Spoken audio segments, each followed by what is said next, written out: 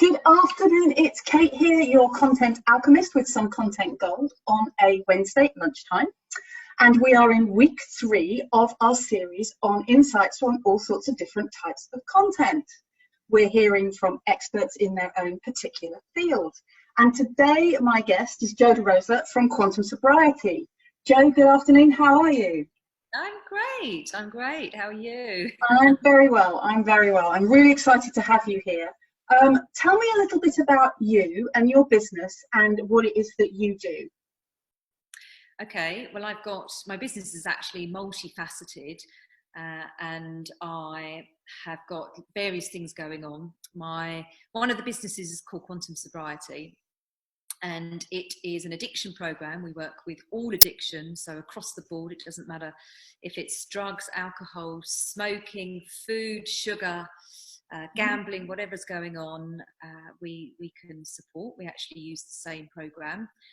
It's based on meditation and based upon my own experience. So I've been through it myself, and I am, just it's worked for me, so it can work for others. So why not? My other side of the business is a retreat centre. So I run a retreat centre as well, and there are various things that we do in that context. So yeah, there's quite a lot going on. And I have to say, I have been to your retreat centre, and for anyone who's never been to Lavenham, who's never been out to the Inner Guidance Centre, it's really worth a look. It's an absolutely fabulous location. It's 14th century. It's 16th. It's actually 16th, yeah. 16th. Oh right. Well, what's a couple of hundred years, you know?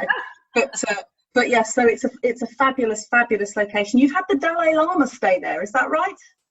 No, we haven't. We've had Mahatma Gandhi's grandson. Ah, right. That was what it was. I don't know why I thought the Dalai Lama, but I'm a Tibetan Buddhist, so that's probably where you got that from, because I've got pictures on the wall of some of my Tibetan Buddhist teachers, not the Dalai Lama, but one of his mates.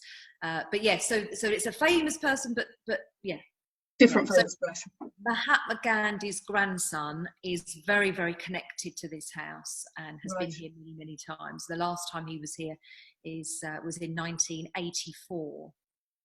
Wow, fantastic. But a fabulous location. If you're considering any kind of a retreat, then definitely have a look at the Inner Guidance Centre, because it's just beautiful place. Right, so let me ask you a question. How many blogs have you written? I have written literally hundreds and hundreds and hundreds and hundreds, probably thousands of blogs. Right, that's what we're here to talk about, is blogging. And you are the master blogger. You blog every single day, is that right? I do. Right. I do. 365 days of the year I blog. Wow. So for a small business owner who's got maybe one blog or hasn't even done one, what are the great benefits for them? Why should they blog? What does it bring to their situation?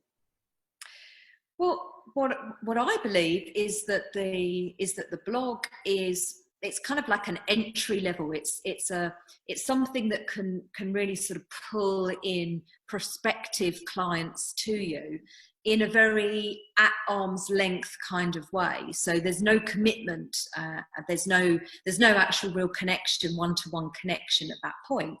So it's something that people can get a flavour of you without actually having to part money or make any commitment themselves. So it's a great entry point to you as a person and to you as a business.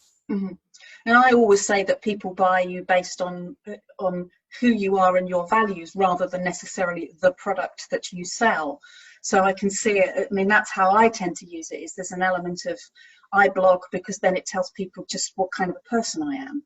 And yours actually are very personal blogs in some cases. It's not always about the business and the guidance center and the quantum sobriety piece, is it? It's sometimes just about who you are and where you're going in life. It's actually more about who I am and where I'm going and what I'm feeling than the business. Actually, it's very, very, very personal. I often say that I'm like a guinea pig, and I'm kind of going out there and I'm sort of doing all of these different things and then reporting back. So it's extremely personal, it's extremely vulnerable, and I think that the client, the customer, really appreciates that. And so many people say, oh my God, I can't believe just what you share with us, and how open and honest you are with us. But really, I think that is what attracts people in, because they can see that vulnerability is actually very authentic. And so there is a real sense of trust that I have built right from the beginning. I've built trust. Right. But and I can see how that's really, really powerful. And you say that it's it's sort of a non-commitment form, but presumably it does generate interest in the business, and it does generate leads for you. Oh, for sure.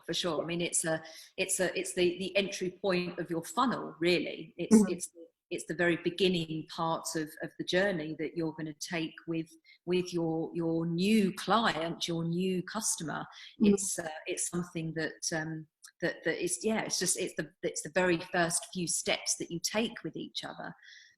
And who knows where that relationship is going to go, but for sure, I mean, the Quantum Sobriety 5-day residential retreat is a lot of money, and so for people to really, and also it's a very taboo subject as well. So for people to become vulnerable themselves and to book on to something that's very expensive, then they need to know what they're getting into before they actually make that commitment. So I think it's a very I want to use the word clever, but it's not clever. It's authentic.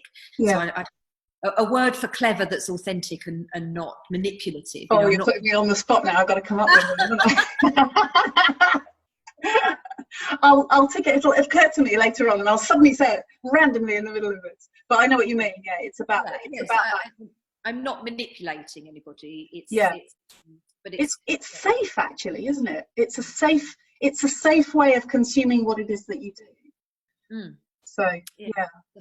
And you blog about anything, but I mean, again, as someone who's sort of thinking, yes, I know I ought to be blogging. Where do you start? Where do you actually? What sorts of topics should people think about for coming up with when they're just trying to make that start and get going? It's got to be authentic.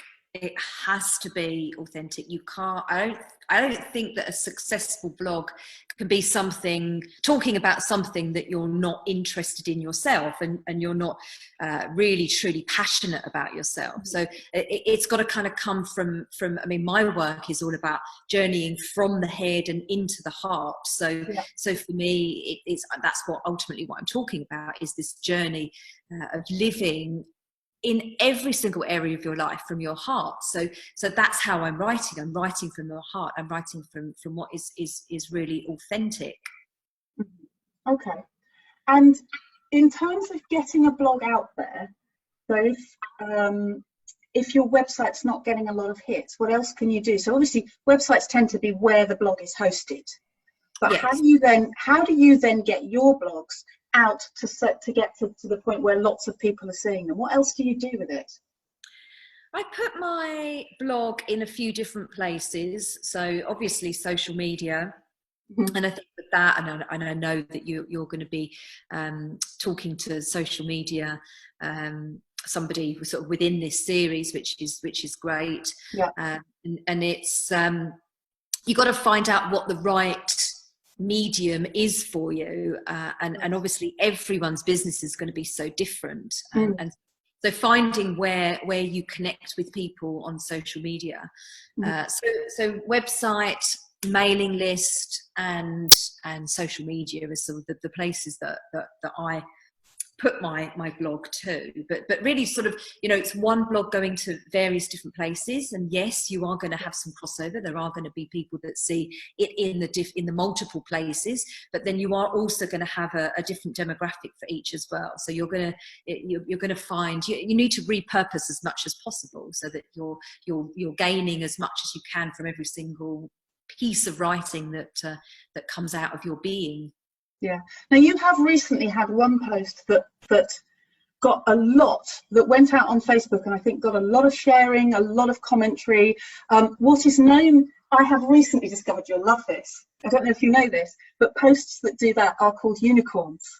Oh, And I happen to know you're a bit of a unicorn buff, aren't you?